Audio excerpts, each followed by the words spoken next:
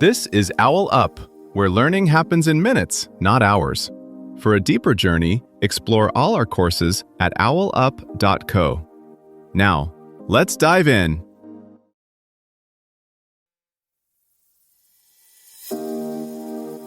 Welcome back to Chapter 2 of our series Berlin Wall, Stories from a Divided City. In this episode, titled Living in the Shadow, Daily Life in East Berlin, we'll take a closer look at what it was really like to navigate everyday life behind the Iron Curtain. From the challenges to the small joys, we'll uncover the realities of living in a city divided. So let's dive in. A city sealed by nearly 100 miles of concrete, but inside, kids still rode bikes, bands played forbidden songs, and neighbors whispered over thin walls. In this episode, we step into East Berlin kitchens, queues, and quiet rebellions and ask, how do you live in a cage? Mornings often began not with an alarm clock, but with a calculation. How early to join the queue? Was the rumor about oranges true today, or would the shelves be as bare as yesterday? In East Berlin, time itself became a kind of currency, spent waiting for meat, for news, for a chance that something rare might appear. Kitchens doubled as strategy rooms, where families quietly traded tips on which shop had flour, which neighbor had a cousin in the West who might send coffee. Daily life ran on two parallel tracks, the official schedule of work, school, and party slogans, and the unofficial schedule of favors, barters, and whispered updates that spread through stairwells like the smell of soup.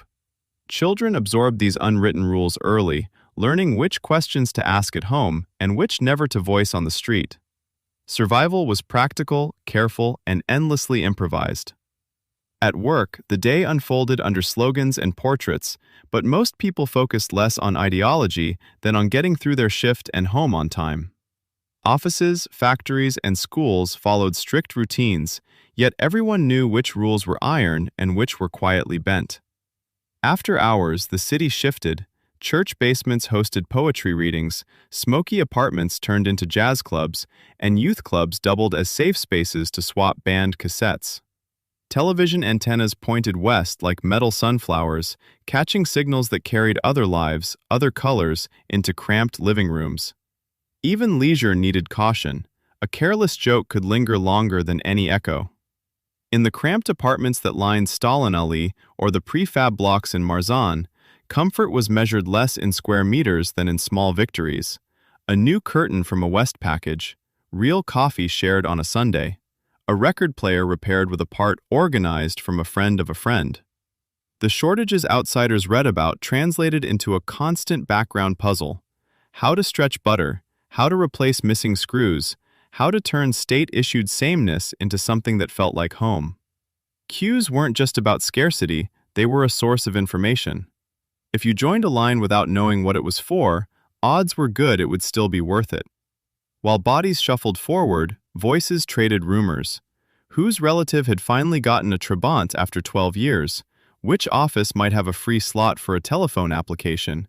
Whose neighbor had been quietly transferred after a late-night visit from plainclothes men? People learned to talk in layers, surface chatter for anyone listening, coded meaning for those they trusted. Trust itself was a fragile currency. With nearly 1 in 300 residents working for the secret police in some capacity, every friendship carried a question mark. Some couples later discovered that their spouse's extra shifts had been reports filed on their own living room. Yet genuine solidarity persisted. Parents watched each other's children while doing shifts at the factory.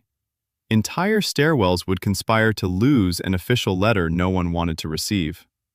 Women's lives carried a particular weight. Nearly half the workforce was female, so a typical day might mean a full shift at a chemical plant or office, followed by another at home, cooking with whatever could be found, sewing children's clothes from old curtains, queuing again for kindergarten places or extra ration cards. State propaganda celebrated them as heroines of labor, but the gap between posters and exhaustion was wide. Despite the pressure, culture threaded through daily routines. Amateur theater groups rehearsed in school halls after hours. Painters exhibited in tiny church galleries where the walls smelled of damp hymnals. In Prenzlauer Berg, Writers read texts that would never see official print. Their words passed hand to hand in carbon-copied manuscripts that smudged fingers black.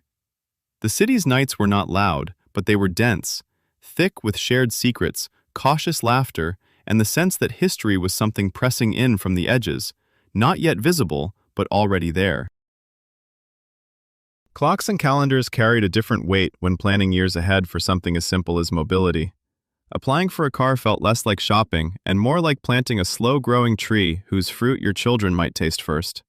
Some families pinned the expected delivery year of a Trabant on the wall, marking school milestones beside it. First day of class, youth group membership, then, maybe, keys arriving in a plain envelope. A telephone line turned into a family heirloom in advance, its eventual dial tone imagined at every holiday. Parents would joke that their toddlers should start thinking now about who they'd like to call in 15 years. Housing followed its own long arc. Newlyweds might spend their early married life sharing a room with in-laws, writing polite but urgent letters to housing authorities, collecting stamps and signatures the way others collected postcards. Promotions at work were not only about career pride, sometimes they nudged you slightly higher on the apartment list, a quiet trade of conformity for a few more square meters and your own front doorbell. Surveillance then relied on neighbors' ears and opened letters. Now it's algorithms sifting messages at scale. Supply shocks today show how fragile normal is when shelves empty or energy costs spike. Your challenge this week: each time a digital service recommends something, news, a route, a purchase, pause and ask, whose interest does this serve? Note the moments you quietly resist the suggestion. Those tiny choices are where modern micro-resistance starts. In the end, what lingers from those years is less the slogans than the muscle memory of adaptation, how people learn to bend rules without breaking, to store hope the way others stockpile jars in a cellar. History often zooms in on border crossings and speeches, but the ground really shifted in kitchens, courtyards, and tired hands quietly refusing to give in. Here's your challenge this week. For one day, live under your own mini-Stasi by banning all unplanned internet searches, social media, and GPS. Plan your movements and tasks on paper the night before and stick to them exactly. Pick one ordinary routine, like your commute or grocery shopping, and do it as if you were in East Berlin. Limited choices, no online price checks, and only what's available in the first place you go. That evening, record a 3 to 5 minute voice memo describing how the lack of freedom and constant self-surveillance changed your mood, decisions, and sense of trust in your surroundings. This was OwlUp, your daily step forward. To keep learning with structured courses and more insights, go to owlup.co. Until tomorrow!